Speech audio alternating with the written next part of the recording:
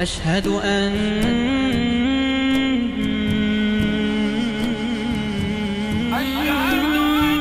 محمد رسول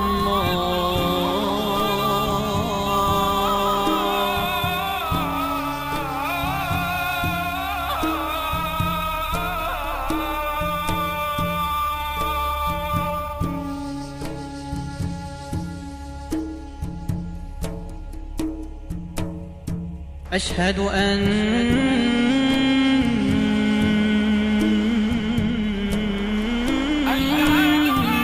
عليا ولي الله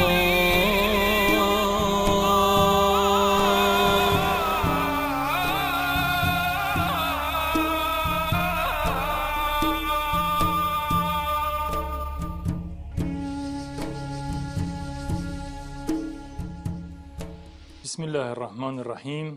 Wa sallallahu ala sayyidina wa nabiyyina bil Qasim Muhammad wa alihi tayyibin at-tahirin al-ma'sumin. Assalamu alaikum wa rahmatullah. La bendición y la paz en el nombre de Dios, el clementísimo y misericordiosísimo. La bendición y la paz sean con todos los profetas, especialmente con Muhammad y con su descendencia purificada. Hoy vamos a dar comienzo a la cuarta clase. A modo de una pequeña introducción, para recordar a los alumnos, vamos a ver que habíamos dicho que hay detractores acerca de la posibilidad de que el chiismo o los chiitas puedan haber ejercido un rol efectivo en el desarrollo de la civilización islámica histórica. Mientras que, vimos los argumentos, básicamente es que ellos sostienen que los chiitas o los imames, eje principal del chiismo, el rol de los imames, los sucesores del profeta, los 12 imames, fueron desplazados del poder, de la estructura de poder y decisión, por lo tanto en la conformación de la civilización estuvieron al margen, tanto ellos como los chiitas. Nosotros rechazamos ese argumento porque si bien eso es verdad, en gran parte de la historia, no fue así siempre y además que hubo diversos gobiernos y periodos, como vamos a ver, en que los chiitas sí tuvieron un acceso mayor a las estructuras de gobierno o una influencia mayor o una libertad relativa que les permitió, o una libertad mayor aún, que les permitió ejercer este rol efectivo que nosotros vamos a ir viendo a lo largo de este curso que estamos llevando adelante. En la clase pasada habíamos citado ejemplos, tanto de Nahjul Balagha como de Sahifatu Sajjadiyya. Nahjul Balagha, el libro que recopila los sermones, las cartas y máximas de Ali ibn Abi Talib alayhi salam, y en el caso de Sahifatu Sajjadiyya, las súplicas recopiladas del imam Zain al-Abidin, el imam Sajjad, el cuarto de los imames de la casa profética. Tenemos la suerte de que en idioma español tenemos tanto el Sahifatu Sajjadiyya traducido al español, como tenemos dos versiones, al menos que yo conozco, de Nahjul Balagha o la cumbre de la elocuencia, que recopila esas máximas cartas y sermones de Ali ibn Abi Talib, por parte del Sayyid Razi, que vivió allí por el año, digamos, el siglo X de la era cristiana. Murió en el 1016. Era de la ciudad de Ray, de los suburbios del sur de Teherán. Este sabio recopiló estas cartas. Habíamos dicho que allí demostrábamos que los imames, a través de sus propios dichos, y además habíamos visto la metodología de tener en cuenta también no solamente sus dichos, sino su sira o conducta, y también su taqrir, que quiere decir lo que ellos vieron que hacían otros y no criticaron. En ese sentido habíamos visto los consejos de Ali ibn Abi Talib al califa, Omar ibn al-Khattab, el segundo de los califas, acerca de la participación o no en las conquistas, por lo cual cuando el imam aconseja al califa acerca de la preferencia de que no participe en esas contiendas, pero no dice nada acerca de las contiendas, sino que incluso cuando se reparte el botín, si bien el imam Ali no participa, cuando se reparte el botín de esa victoria sobre los persas, por ejemplo, Ahlul Bayt, la familia del profeta, recibe su parte. Bueno, No vamos a recordar más porque estos temas los hemos visto en la clase pasada, pero sí vamos a ver, aquí tenemos la oportunidad de tener en la Yulbalaga, vamos a leer en el sermón 137, yo corrijo si me parece que la otra vez hablé de, no dije 137 exactamente, sino que me parece que en aquella oportunidad citamos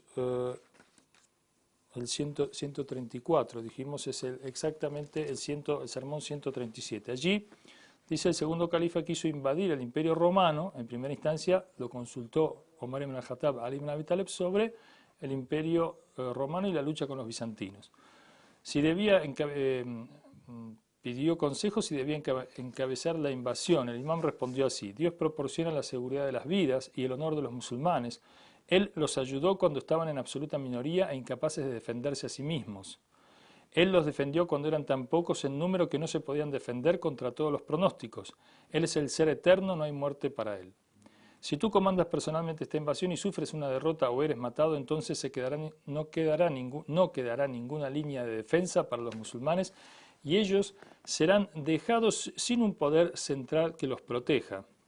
Sus pueblos y sus provincias quedarán indefensos. Nombra a un oficial experimentado para que se haga cargo de la invasión y pon bajo su mando a soldados tales que puedan soportar las dificultades, sepan obedecer órdenes y tengan experiencia en la guerra. Si Dios les concede la victoria, tú lograrás tu propósito. Y si ellos son derrotados, tú estarás allí, en el centro para proteger y ayudar al Estado islámico. Eso con respecto al consejo que el imam digamos, le brinda a Omar ibn al-Khattab en el caso de la lucha con los bizantinos. Lo que vemos que él está a favor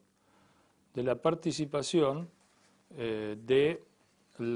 ejército islámico en esas conquistas. Las conquistas, vimos, tienen un rol muy importante en el desarrollo de la civilización islámica, porque vamos a ver cómo a partir de esas conquistas y la incorporación de estos imperios y territorios y todo su desarrollo civilizatorio que ellos tenían de por sí al mundo islámico, al territorio y al gobierno del Islam, vamos a ver cómo la incorporación de todos esos conocimientos, saberes, técnicas, artes, ciencias, le va a brindar a la nación islámica que por su propia doctrina va a tomar todos estos desarrollos civilizatorios, todas estas ciencias, todas estas artes, las va a incorporar y las va a desarrollar y perfeccionar y después en un proceso histórico, como sabemos, las va a pasar a Europa, que por entonces estaba muy por debajo del nivel que alcanzó a desarrollar en su apogeo la civilización del Islam. Estamos hablando de la Edad Media. En el sermón 148, yo había dicho 147 antes, me corrijo, en el 148, el imam aconsejó, en el 149, el segundo califa Omar ibn al-Khattab solicitó el consejo del imam de si debía conducir en persona el ejército contra los persas. Él le había dicho al imam que los persas habían reunido un ejército enorme para invadir el mundo musulmán. El imam, creo que eran más de 150.000 personas, una cosa muy superior, un ejército muy superior al que reunió el Islam contra los persas. El imam le aconsejó en las siguientes palabras que no fuera una persona temerosa o que se preocupe. El imam le aconsejó que no comandase personalmente el ejército que invadió Roma. Vamos a ver como lo hicieron en la conquista de Bizancio. Dice el imam en el Nahjul Balaga: en lo que se refiere a la victoria o a la derrota de las fuerzas musulmanas, recuerda que no dependen de las fuerzas del ejército. Omar ibn al-Khattab, como dijimos antes, estaba preocupado por el número escaso en relación a los persas del ejército islámico. Dice el imam Ali: el Islam es la religión de Dios, la cual él auxilió hasta que la comunidad alcanzó la posición que ahora tiene y se aseguró la situación que ahora mantiene. Tenemos fuerte fe en la promesa de Dios. Él cumplirá su promesa y acudirá en auxilio de su ejército. La posición del rey del mundo musulmán, o del califa en este caso, es como el hilo de un collar de perlas, manteniendo bien coordinadas a todas las diversas secciones de la comunidad. Si este hilo se rompe, todas las perlas se desparramarán. Aunque los árabes no sean hoy numéricamente fuertes, su fe en Dios y el Islam es la mayor fuente de su fuerza y un escudo contra la vulnerabilidad y su unidad les traerá victorias. Tú no debes dejar tu sitio, sé como un pivote alrededor del cual gira la piedra del molino. Envía el ejército musulmán al mando de alguien más. Si sales de Medina, varias tribus de los árabes pueden invadir la capital, Medina. Y tú puedes verte forzado a concentrarte más seriamente en la defensa de aquellos a quienes dejaste atrás que en atacar a aquellos a quienes tienes que encontrar en el campo de batalla. Hoy, otra cosa digna de consideración es que si estos persas te ven en el frente, naturalmente sentirán que tú eres el alma del movimiento del ejército y tratarán de capturarte vivo bajo la impresión de que al arrestarte ellos, las defensas del mundo musulmán llegarán a su fin. Tal idea los alentará a concentrarse contra tu persona. Me dices que los persas se han vuelto agresivos. Déjame decir que Dios el Todopoderoso nunca quiere a las gentes agresivas y Él es más poderoso que tú para aniquilar a aquellos a quienes Él no aprueba. En lo que se refiere a la superioridad numérica de los persas sobre los musulmanes, recuerda que el santo profeta, la bendición y la paz sean con él y sus descendientes, nunca luchó contra su enemigo con un gran ejército. Cuando él luchaba contra los infieles tenía más fe en la ayuda de Dios que en la superioridad numérica. Estos son ejemplos que inclusive los musulmanes deberíamos tener en cuenta también hoy en día, cuando desgraciadamente el mundo islámico ha sido invadido, sus tierras ocupadas, y muchos dicen que no es posible, digamos, recuperarlas, no es posible resistir, no es posible luchar contra estas agresiones palpables y evidentes. No decimos luchar contra personas inocentes, contra personas, pero la defensa del territorio ocupado es una ley internacional, es un derecho internacional, y los musulmanes deberían tener en cuenta estas enseñanzas de Ali ibn Abi Talib alayhi salam y estas enseñanzas históricas de los musulmanes como en menor número, siempre por su fe, por su fuerte motivación y por su moral, superaron a ejércitos mayores. Habíamos visto también en el Sahifatu Sayyadi el ejemplo, hoy lo tenemos aquí para leer algunas partes, de cómo el imam Sayyad, alayhi salam, el cuarto imam, hace súplica por los ejércitos musulmanes, por los guardias de las fronteras musulmanas, y en este sentido el imam entonces también acepta estas conquistas, las ve arraigadas en las órdenes proféticas debido al carácter amenazante de los imperios sobre la naciente nación del Islam, y por lo tanto no podemos decir no solamente que no todos los aspectos del desarrollo de la civilización islámica no fueron genuinamente islámicas, como estamos viendo que sí, algunos sí lo fueron, a pesar de que los imames se opusieron al arrebato del poder por parte, por ejemplo, de los omeyas, pero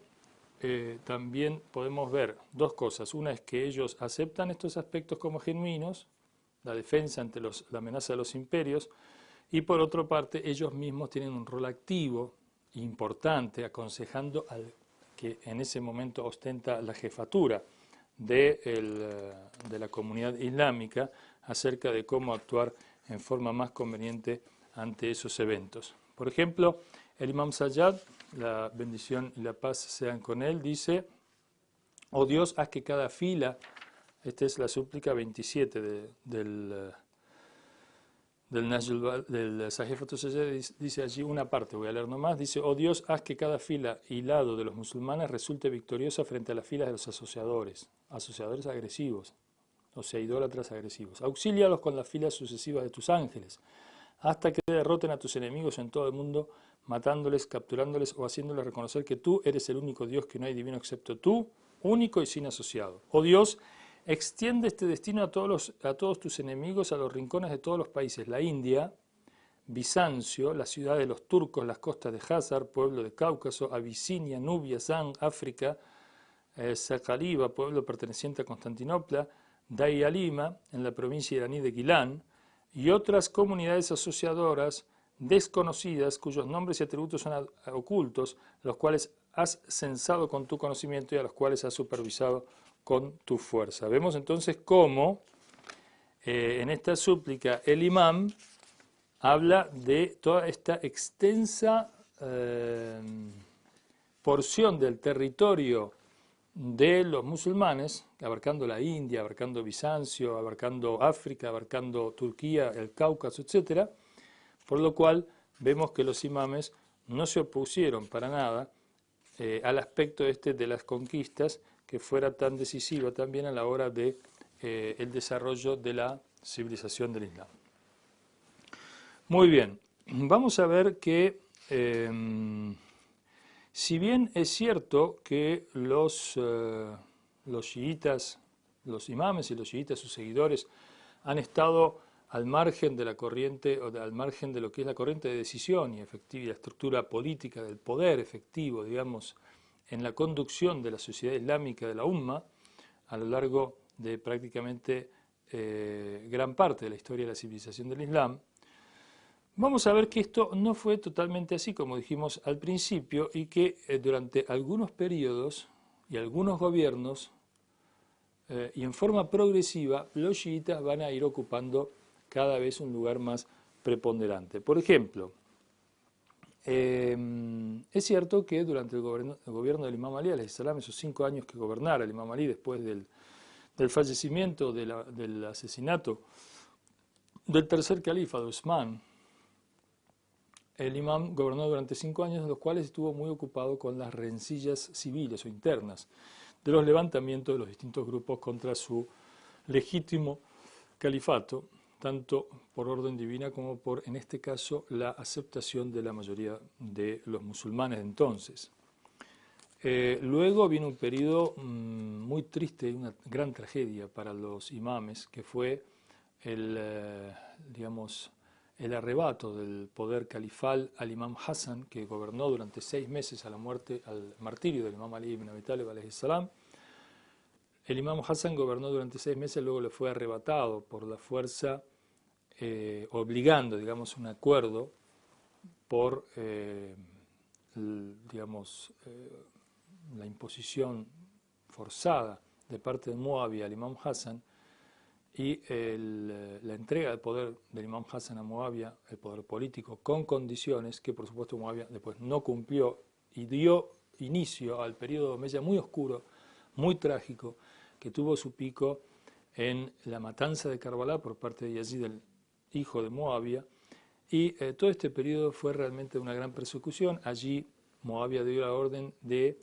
oficialmente maldecir al imam Ali en los sermones, la persecución de los imames, la persecución de sus seguidores, la expulsión de los cargos públicos, la destrucción de sus hogares, la persecución, la prisión, la tortura, la muerte de muchísimos de los seguidores de Ali ibn Abi Talib, al punto que cualquiera que llevase su nombre o el nombre de alguno de los imames o alguna señal de ser chiita era perseguido por estos gobiernos, tanto de Muawiyah como de Yazid, como de Marwan y como otros gobiernos opresores, Abdul Malik ibn Marwan y otros, a lo largo de estos 100 años en que gobernaran los omeyas.